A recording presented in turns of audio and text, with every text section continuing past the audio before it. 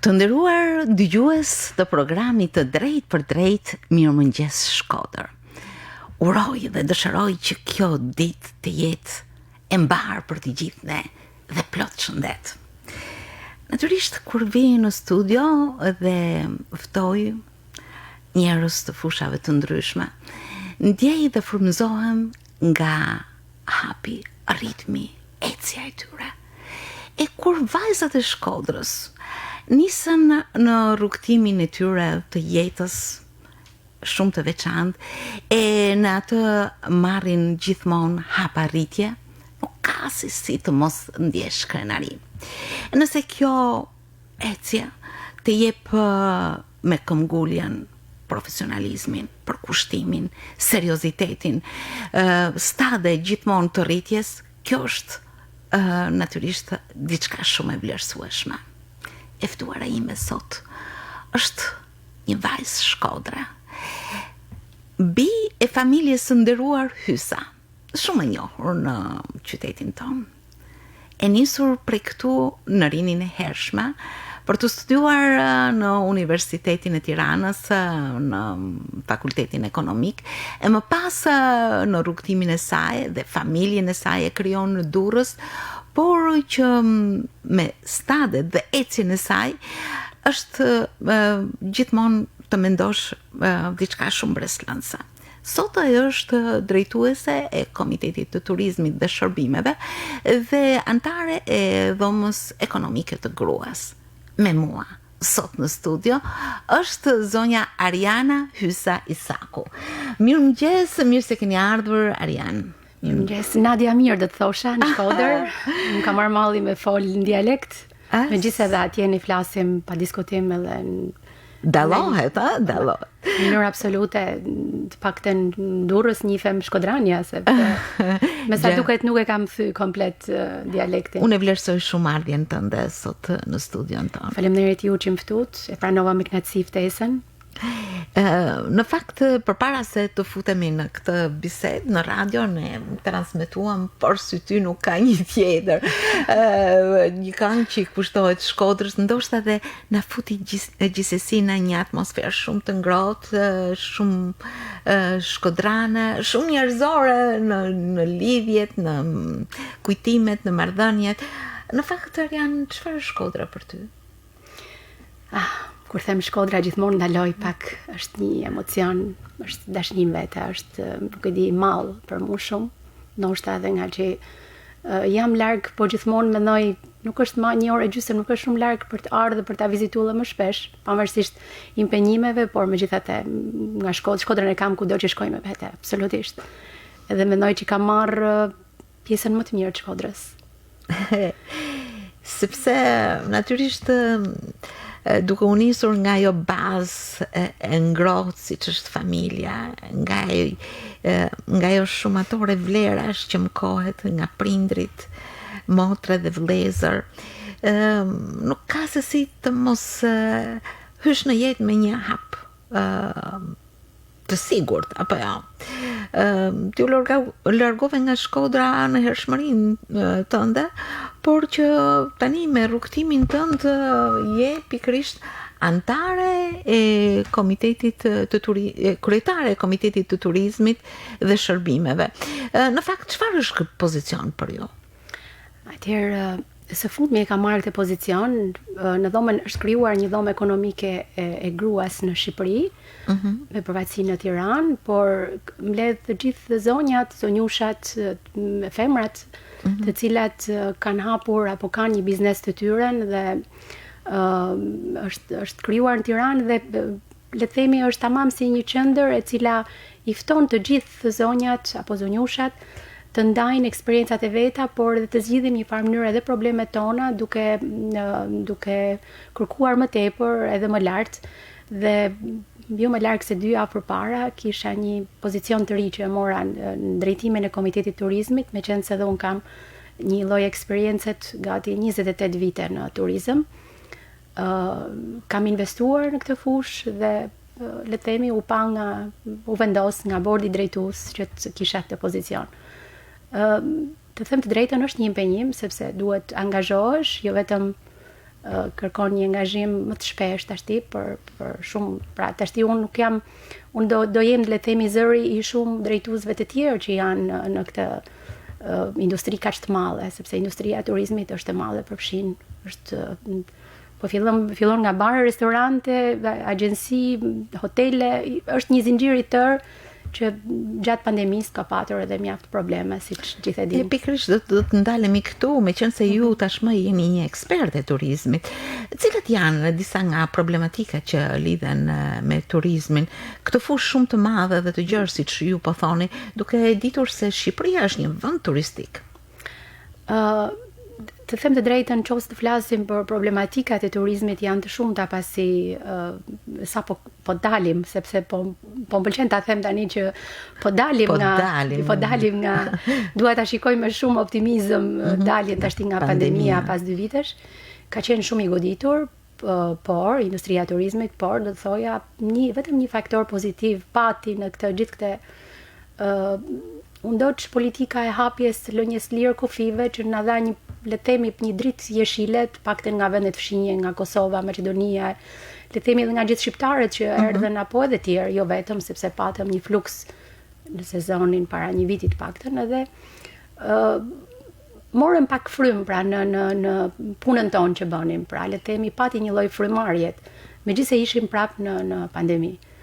Tashti shpresojmë dhe kemi jashtëzakonisht le të themi e shohim optimizëm, por problematikat janë aty, duke filluar nga mungesa e stafit, pasi ndihet shumë në të gjithë sektorët një mungesë e stafit profesional. Këtë të thoja, staf profesional, sepse çdo sektor ka problematikat e veta të cili kërkon, dhe gjëja e parë që ne nxjerrim që kemi një problem, themi, është mungesa e një stafi profesional në çdo lloj kategorie të industrisë turizmit.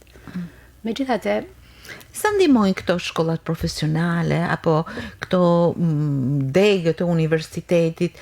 Janë më shumë të rinj që mendojnë të ardhmen këtu, apo shpesh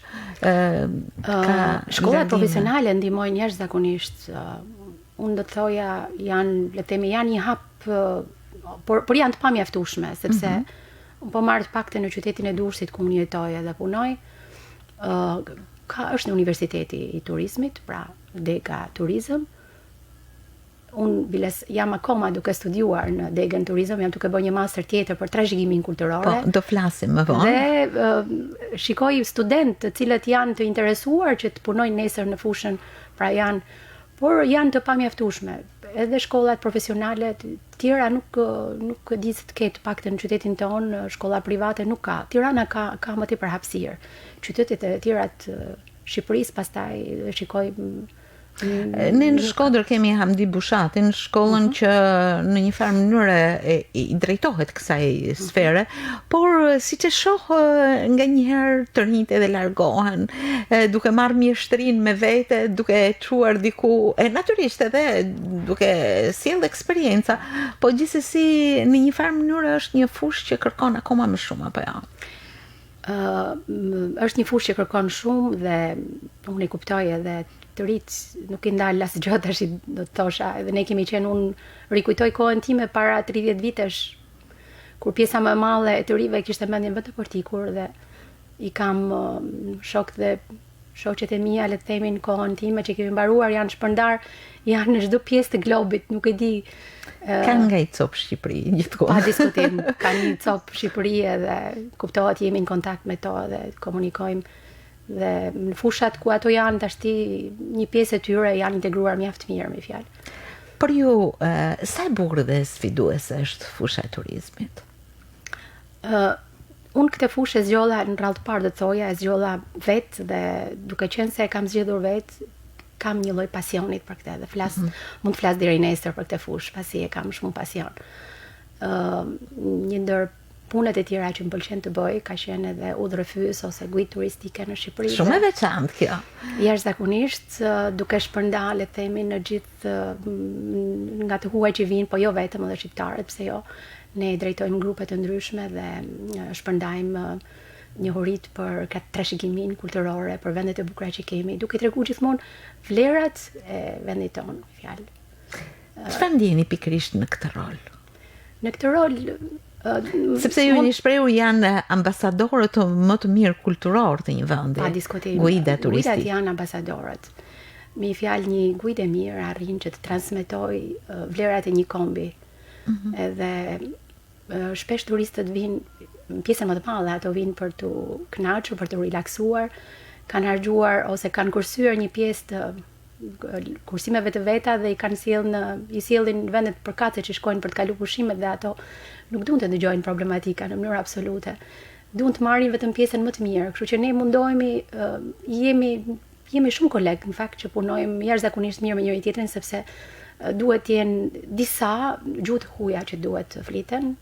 Dhe është krijuar edhe shoqata e guidave turistike, jo vetëm një, janë disa shoqata, por unë bëj pjesë po ashtu në bordin drejtues të Unionit Turistik Shqiptar, gjithmonë në rolin e drejtimit të guidave turistike dhe është një kontribut e cilin e jap me shumë dëshirë dhe me shumë pasion. Pasi thash 28 vite janë çfarë impaktit ke marrë pikërisht nga këto kontakte me njerëz? Është një energji pozitive që unë le të themi përcjell po dhe jap edhe marr, le të themi. Është një energji e ndërsjellë që unë mundohem gjithmonë ta kem me vete dhe sa herë që bëj, le të themi më jep. Për çfarë intereson më shumë? Po, le të themi, grupet e fundit që kam patur edhe që unë shpresoj t'i kem tash në mars, pasi kanë filluar rezervimet dhe kjo na jep shpresë, janë grupet nga Izraeli dhe nga Italia që kemi tash të shpejti. Grupet nga Izraeli vinë u bën disa vite që eksplorojnë Shqipërinë për trashëgiminë kulturore, por nëpërmjet kulinarisë, nëpërmjet ushqimit. Dhe mbase nuk e besoni, por ushqimi shqiptar, gatimet, pjatat shqiptare i pëlqejnë njerëz zakonisht shumë. Sidomos si duan nga ambisat, le të themi që gatuin nëpër restorantet vogla dhe ndoshta pa diskutim që provojnë edhe restorantet e tjera, por i pëlqejnë direkt pjatat që janë bërë nga ambisat, nga nënat tona apo nga. Dhe ne kemi krijuar kontakte, janë restorantet vogla, janë qoftë edhe Bujtina kur shkojmë shpesh edhe i vizitojmë. Dhe ato filmojnë që nga pjesa e hapjes byrekëve, lakrorit që është në Korçë apo në Berat, tjera se janë shumë. Edhe në Shkodër pse jo, ne shpesh vim edhe vizitojmë. Shkodra është një ndër destinacionet që unë gjithmonë e fus në itineraret, si është le të themi zemra, shpirti. Është një diçka që unë e bëj me shumë pasion edhe. Por jo vetëm, ka edhe turet e tjera të cilat intereson edhe për pushimet të ndryshme. Për shembull, pushimet e aventurës, po i themi, ne bashkëpunojmë me disa kolegë tjerë që bëjnë turet aventurës, janë të kombinuara me trekking, hiking, pra ose paragliding që bëjnë nga llogaraja. Mbase nuk e besoni, po ne kishim një çift tashti që erdhi nga Amerika vetëm për të kaluar muajin e mjaltit në Shqipëri. Dhe ne ndenjë 10 ditë, jo pak, duke bërë gjithë këto, duke provuar të gjitha nga pak, pra përveç ushqimit, traditës, muzet, provuan edhe gjithë të turet e aventurës, duke bërë ecje në mal, rënje hedhje nga llogaraja, edhe pushime pastaj në zonën e kësaj. Dhe të mendosh që Shqipëria është një vend i magjishëm për nga ana e kompleksit natyror që paraqet. Me artizanatin, çfarë lidhje keni?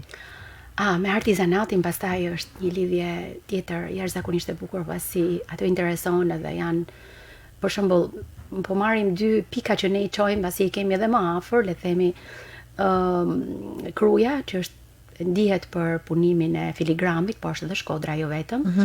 Ose në Zogaj kemi shkuar në zonjat që bëjnë qilima apo punimet e dorës, apo zonjat e Beratit, po ashtu që bëjnë edhe ato janë qendisjet e veta, kanë disa lloj qendisjesh që sot e kësaj dite në Berat akoma përdorin disa lloj perdesh, ne i kemi përdorur dikur, dhe janë punime me grep, të cilat ato vazhdojnë edhe ajo kalaja e Beratit, nëse shkoni akoma me këto zonjat që punojnë, janë si ato bletët punëtore që nuk pushojnë sëreshturi duke punuar. Edhe të mendosh sa e rëndësishme është pikërisht të japësh nga një motiv.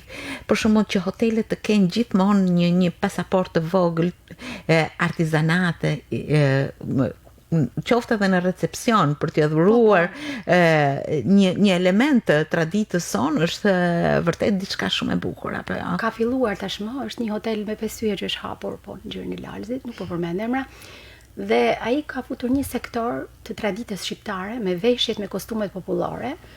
Gjej, në fakt, ndoshta gjej edhe për ta zonjën që i punon, është një zonjë e cila ka 15 vite që punon kostumet, duke i përshtatur dhe ka punësuar shumë vajza dhe zonja, duke punuar kostumet e vjetra, duke imituar, po themi, por ka ruajtur njëkohësisht edhe kostume dhe xhubletat që janë me mëse 100 vite i kanë. Ka krijuar një tip muzeu të vogël, po njëkohësisht edhe një punishte.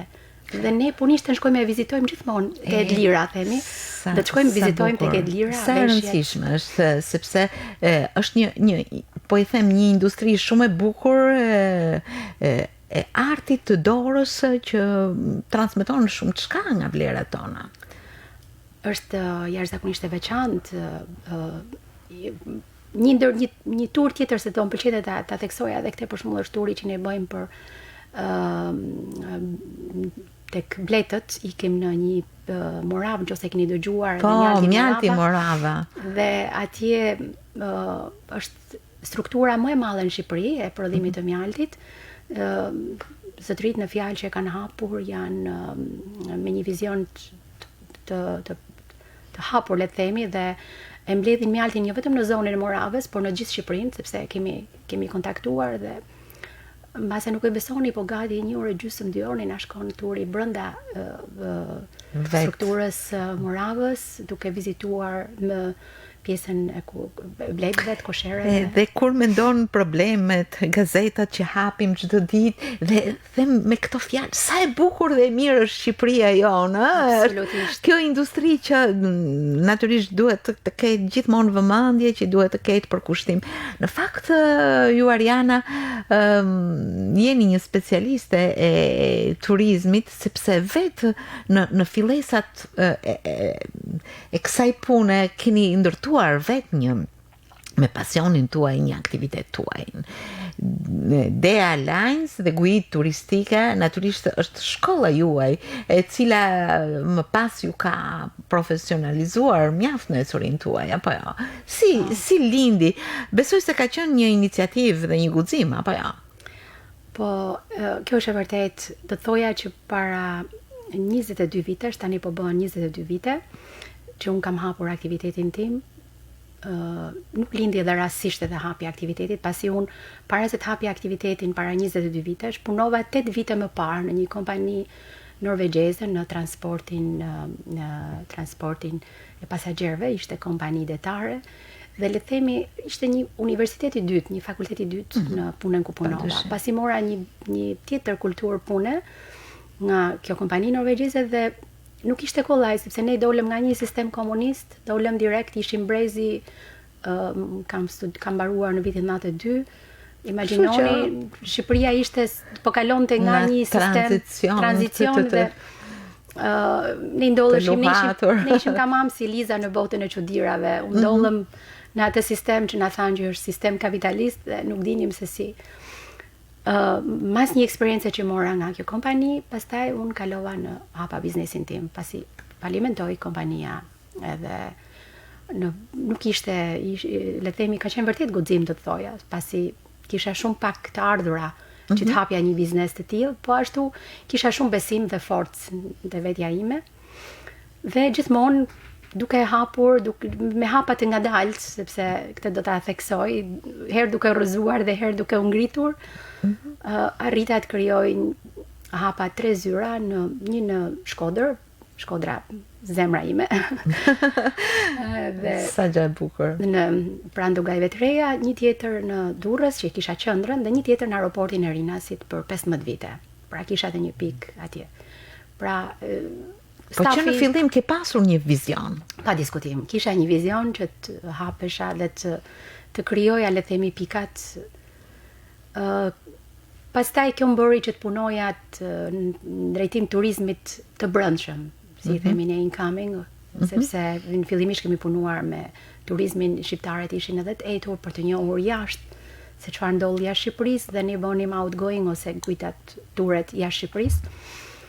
Por u specializuam tash së fundmi, kemi gati 15 vite që punojmë fort me Shqipërinë pasi ka një kërkesë të jashtëzakonshme për të njohur këtë thesar, duhet themi, se është një thesar i vogël brenda Ballkanit. Por unë shoh që nëse në hapat e parë, ndoshta me ato luhatjet e natyrshme, krijon një rrugë. Kjo rrugë nuk do të ishte e gjatë dhe vazhdoft shumë suksesshëm, këtë ju auroj, nëse ju nuk do të kishit krijuar besim tek njerëzit. Edhe ku qëndron pikërisht ai çelësi i besimit që ju keni dhënë për njerëzit? Atëherë, faleminderit për këtë, por kjo është një pyetje tamam, sepse nëse nuk krijoni besim tek njerëzit, atëherë kjo është, le të themi, pika e parë, dhe unë moton e kompanisë time e kisha na besoni në udhëtimin tuaj. Pra, gati 22 vite që ne udhëhiqemi me këtë moto dhe duke punuar me seriozitet, sepse kjo punë kërkon si çdo punë tjetër. Në mënyrë absolute kam respekt për gjitha punërat, por kërkon seriozitet sepse po them, keni dërguar një pasagjer në në Francë apo në Amerika diçka, apo edhe kur e keni sjell nga vendet e tjera, po e themi, na është besuar nga një kolegi yni nga Amerika, nga një agjenci që është motor me ne, po e themi, dhe huaj dhe thot ju kam besuar çiftin që janë për muajin e mjaltit në Shqipëri, kështu që keni marrë një lloj përgjegjësie që në atë moment. Dhe fal kësaj ne në fakt kemi punuar fort në këtë drejtim dhe jemi klasifikuar në guidën e Lonely Planet, një agjenci e besueshme. Në qoftë se do hyni, është një botim nuk e majmen tash i vitin, por majmen një periudhë shumë turistë vinin në zyrën tonë me librat e Lonely Planet dhe shikonim aty dhe unë pyetja parë që i drejtoja, nga e dinit agjencinë tonë, po jeni në guidën e Lonely Planet, jeni këtu dhe thuaj Trustworthy Travel Agency, pra ishte një agjenci e besueshme. Kështu që kjo ishte një, le të themi, një anë tjetër që na jepte që të punoni më me pastërti dhe më me seriozitet për ata. Keni pasur ndonjë rast, ngjarje, ku ta them unë, që në cilën natyrisht jo vetëm që jeni dritëruar, por që e keni ndjekur me një emocion të veçantë deri në ecurinë e fundit të një udhëtimi ose të një mbarvajtje? Pa diskutim, ne mase nuk e besoni, po çdo herë që dërgojmë njerëz me pushime ose që presim njerëz për pushime, domethënë për ne deri në fund destinacionit, deri në fund të pushimeve, itinerarit, ne jemi sepse duam që çdo gjë të shkojë mbar e mirë. Dhe për shembull, po marrim rastin kur kemi patur pushues në plazhet e Turqisë apo në plazhet e Spanjës, apo donim që çdo gjë të shkonte perfekt ashtu siç ne kishim premtuar klientëve. Dhe rrini me ankth që ai ishte çdo gjë në vendin e duhur, ai ishte dhoma, ai ishte pa diskutim që ka problematika. E rëndësishme është që gjithmonë të zgjidhesh të problematika. Pra, çdo herë do të ndodhi diçka e vogël apo diçka, por e rëndësishme gjithmonë të gjetë një zgjidhje, një rrugë si zgjidhje. Si ndjeheni kur turistët ju rikthehen për së dyti, vazhdojnë destinacione, vazhdojnë udhëtime të tjera dhe i drejtohen përsëri agjencisë suaj? Kjo na jep më tepër besim pastaj që të punojmë edhe të japim, le të themi, të mshojmë më fort seriozitetit në punë, edhe kjo na jep më tepër besim për të vazhduar përpara, për të vazhduar në, le të themi, në provimin e ardhshëm, sepse për mua çdo itinerar ose çdo është një lloj provimi që ne bëjmë.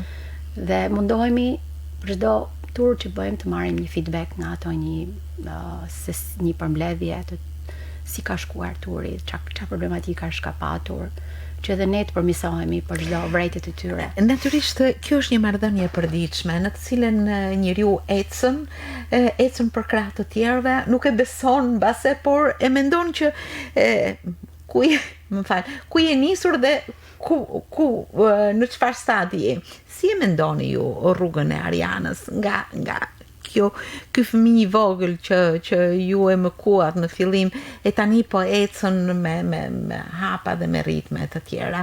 Ju vetë jeni kualifikuar pafund, keni marrë detyra, jeni anëtare e Unionit të Turizmit. Pra, gjithsesi, nga një punonjëse e thjesht me një dëshirë shumë të madhe dhe pasion, si është rritur Ariana dhe rritet vazhdimisht? Po, para se të dhe më thanë, momentin që unë mbarova Universitetin Ekonomik në Tiranë, në radhë parë do thoja për familjen, sepse u rrita me një familje me vlera, pavarësisht se ishin familje thjesht, por prindrit e mi na edukuan, dhe më thanë, në 6 fëmijë që ishim, të gjithë në ato na dërguan në shkolla të larta dhe ishin familje me vizion. Respekt për familjen. Faleminderit. Zenel Hysan. Dhe ajo që mora më tepër ishte nga ato që duhet punojmë shumë në jetë, punojmë edhe sa më tepër vlerat t'japim dhe mirësi t'japim po ashtu. Pastaj Universitetin e Tiranës, në Universitetin Ekonomik, Fakulteti Ekonomik, studiova financë, dega financë, punova në marketing dhe shitje në kompaninë norvegjeze, dhe kur hapa pastaj biznesin tim, pash duhet hecja përpara të mësoja gjëra tjera. Dhe fillova me një diplom, mora diplom që quhet International Air Transport Association, që quhet IATA ose IATA, dhe është shoqata ndërkombëtare e transportit ajror. Mu desh të diplomohesha 2 vite zgjat kjo. Pas asaj kam patur trajnime shumë të vazhdueshme deri që nga kanë qenë disa projekte të Bashkimit Evropian apo të Bankës Europiane për zhvillim, të cilat na kanë ndihmuar për të kanë trajnuar vazhdimisht. Dhe se fundmi në Shkup, pa ta marrë në vitin 2019, le themi u listova në listën e zonjave që punonin, listën e grave biznesmene më të mira në zonën e Ballkanit, pra Ballkanit gjithmonë perëndimor. Kuptohet, kjo gjë gjithmonë më jepte një thoja, unë pas kam gërmuar shumë pak, ose le themi pas kam lexuar që kam vetëm në sipërfaqe, më duhet që të hyj më thellë të studioj.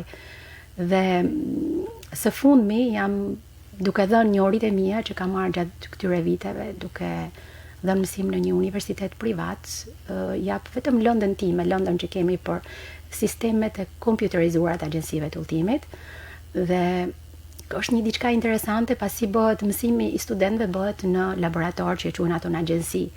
Pra ne i bëjmë edhe me ture, le të themi, siç është ja vlen, sepse studentët nuk mund t'i mësojnë të gjitha vetëm në teori. Duhet patjetër të ndërthuret praktika me teorinë, me fjalë, dhe besoj që është diçka ndryshe, pasi ato vinë dhe shikojnë tamam që nesër në të ardhmen duan të punojnë në një agjenci turistike, apo duhet të bëjnë udhërrëfysin turistik, apo në një strukturë hoteli, apo pra duhet ta ndajnë vetë, dhe duke parë nga afër se si bëhet kjo punë, ato e përzgjedhin. Profesorish Ariana, besoj se ndjehesh mirë krahas studentëve, ndoshta në një marrëdhënie me shumë ajër, apo jo? Absolutisht, ngaherë ndjehem shumë gati unë i konsideroj edhe si koleg, pra në një farë mënyrë i them do jeni kolegë të harshëm, dhe kjo më pëlqen, por sepse ju i shihni me syrin e specialistes të përgatitjes në formimin e tyre, apo jo? Po. Që shumë e bukur.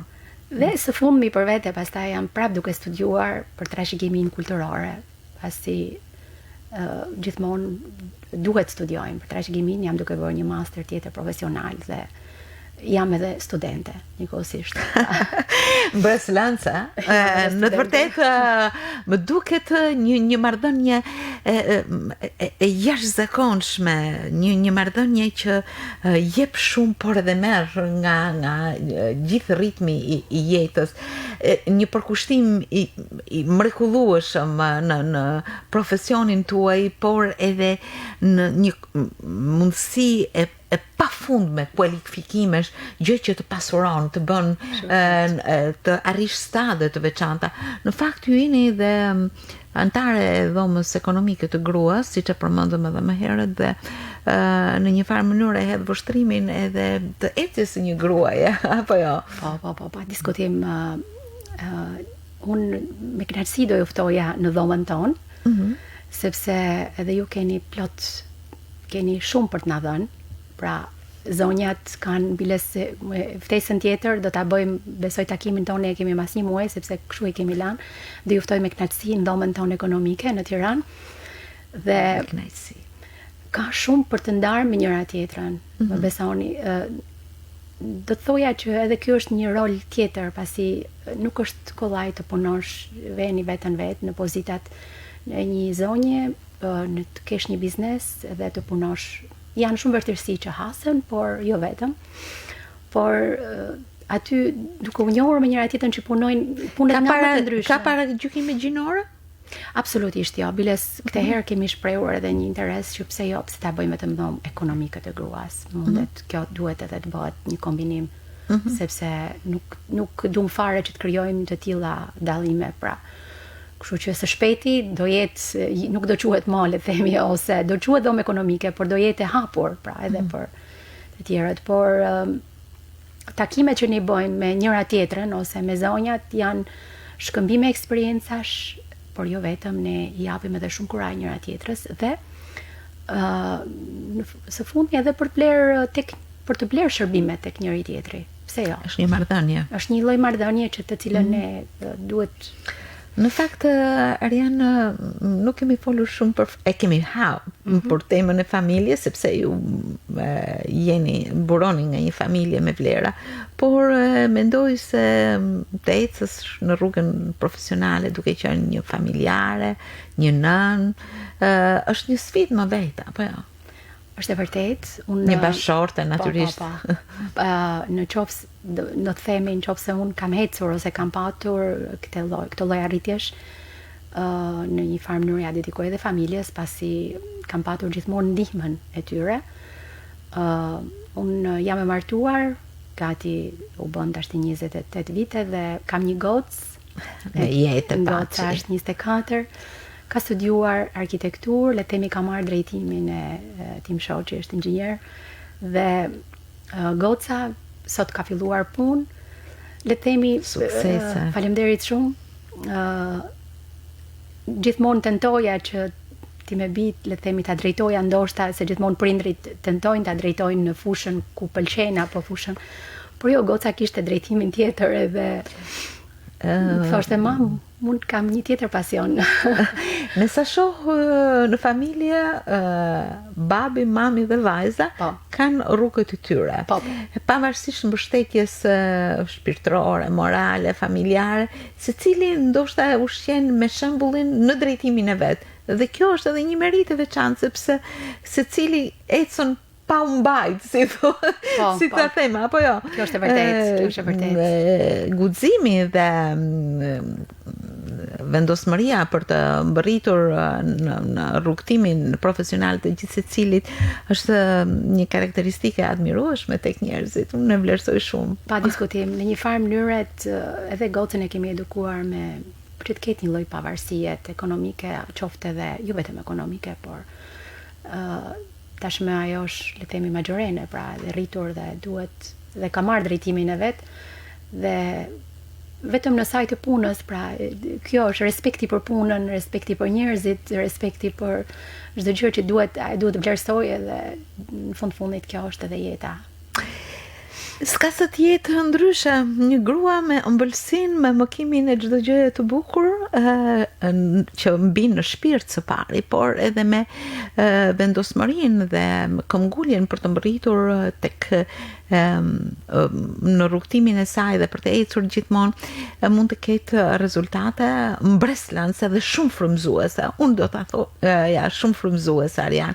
Besoj se masteri që tashmë i e futur në i shërben akoma më shumë asaj përvoje që ju e keni zhvilluar, guida turistike, trashëgimni kulturore, por që të jep një pasaport plus në profesionin tuaj, por që hap vështrimin natyrisht në të tjera shtigje ku turizmi ynë ka shumë nevojë dhe që duhet të ecë akoma më shumë, apo ja? Pa diskutim, në lidhje me ecjen përpara, në qoftë se flasim për guida turistike apo për shpërndarjen e njohurive, po themi, të çfarë ne kemi, ka shumë për të bërë. Një ndër problematikat që ne hasim janë shumë në fakt, por një që unë do ta theksoja me forcë është në Shqipëri prej kaq vitesh fatkeqësisht kanë guiduar guida të huaja, të cilat kanë jo vetëm po e themi kanë hyrë në hak guidave shqiptare, pra në një farë mënyrë duke guiduar ato, jo vetëm që mund të ndryshojnë njohurit që kanë lidhjes, se ato gjithmonë i japin një version tjetër historisë shqiptare, por kjo ka ndikuar njëkohësisht edhe pse guidat shqiptare për shembull duhet të rrinin pa punë në një kohë që ato punonin. Kjo nuk është e lejuar në asnjë vend të botës. Në Shqipëri kjo ka ndodhur dhe së fundmi ne kemi ngritur si shoqat guidave turistike. Në këtë moment në fakt është vetëm Agjencia Kombëtare e Bregdetit e cila le të themi prek këtë lloj problematikash, por thash duke qenë pjesë edhe në bordin e këtyre shoqatave, Unionit Guidave Turistike, dhe duke qenë në drejtim të kësajt, jemi duke punuar fort që guidat turistike të kenë një pozicion, një rol që duhet ta kishin marrë me kohë, por edhe sa rol i rëndësishëm është, sa rol që mbron shumë njohuri, vlera që vendi ka që në historinë, trashëgiminë, mjeshtritë ndryshme, karakteristikat e çdo zone. Pra vetëm specialistët shumë të shkolluar, do thosha, e kryen më së miri një rol të tillë. Kam dëgjuar shpesh që thuhet nuk ka guida në Shqipëri, në mënyrë absolute ka. Unë kam takuar dhe kam kolegë mjaft mirë, të cilët japin me një dashuri të papar, kanë nga mase mund të kenë edhe nga 20 vite, kanë edhe mbi 30, tash po kujtohem sepse kam shumë kolegë të mirë që janë mbi 30 vite që bëjnë këtë punë dhe japin me shumë pasion dhe bëjnë. Shpërndajnë, le të themi, shpërndajnë vlerat e vlerat e Shqipërisë, në fundit dikush do ta bëjë këtë rol dhe janë ambasadorët, kështu quhen ambasadorët më të mirë të kulturës dhe trashëgimisë. Unë besoj se ditët ju japin një ritëm të veçantë, ju përmendet se shumë shpejt me pranverën do të keni natyrisht të tjera pikësynime, të tjera ritme të punës suaj. Besoj se do të ketë një vështrim mbi Shqipërinë tonë apo edhe përtej saj. Atëherë për Shqipërinë unë kam folur edhe me disa kompani të tjera private dhe agjenci turistike dhe kanë filluar prenotimet dhe kjo më jep le të themi edhe akoma me optimizëm pasi kanë filluar prenotimet për sezonin e ri dhe mendojmë që do jetë një vit më i mirë se sa 2019 mbase, sepse 2019 ka qenë, le të themi, një vit super i mirë.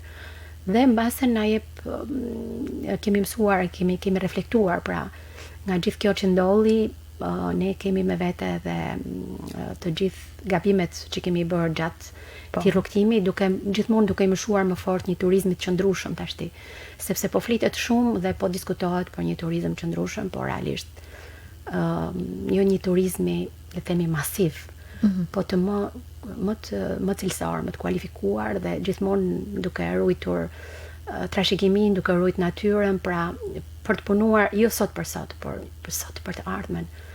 Edhe kjo na bën më shumë optimist. Vështrimi i një specialiste, i një gruaje që ka ecur me rritën zemrën në të gjithë ecurinë e profesionit të saj, që çdo ditë e sheh si një sfidë, që çdo ditë e sheh si një mundësi tjetër për të dhënë më shumë për veten dhe të tjerët. Kjo është Ariana Hysa Isaku, e ftuara ime këtij mëngjesi, e cila besoj edhe për ju shpërndau shumë frymëzim dhe ritëm të ecjes. Arian, unë ju falenderoj shumë që ishit sot në Mirëmëngjes Shkodër, duke ruajtur edhe një herë, siç thash në kryet e herës, që ju jeni një ndër krenarit e Shkodrës. Ju falenderoj. Jam si shumë zonja dhe zonjusha apo vajza shkodrane të cilat po ashtu kanë ecur mjaft mirë, unë jo plot, nuk doja të përmendja tash emra, por janë flas për ato që punojnë në Shqipëri, sepse jashtë Shqipërisë në pjesën më të madhe ne i dim. Por ne që kemi mbetur në Shqipëri, sepse brezi im ishte brezi që emigroi shumë dhe kanë ecur edhe njoh dhe më bëhet shumë qefi. Unë ju uroj veç suksesa, mbarësi dhe çdo gjë të bukur në ecurinë tuaj të pandalshme. Faleminderit shumë edhe për ftesën tuaj. Jeni mirëpritur. Faleminderit.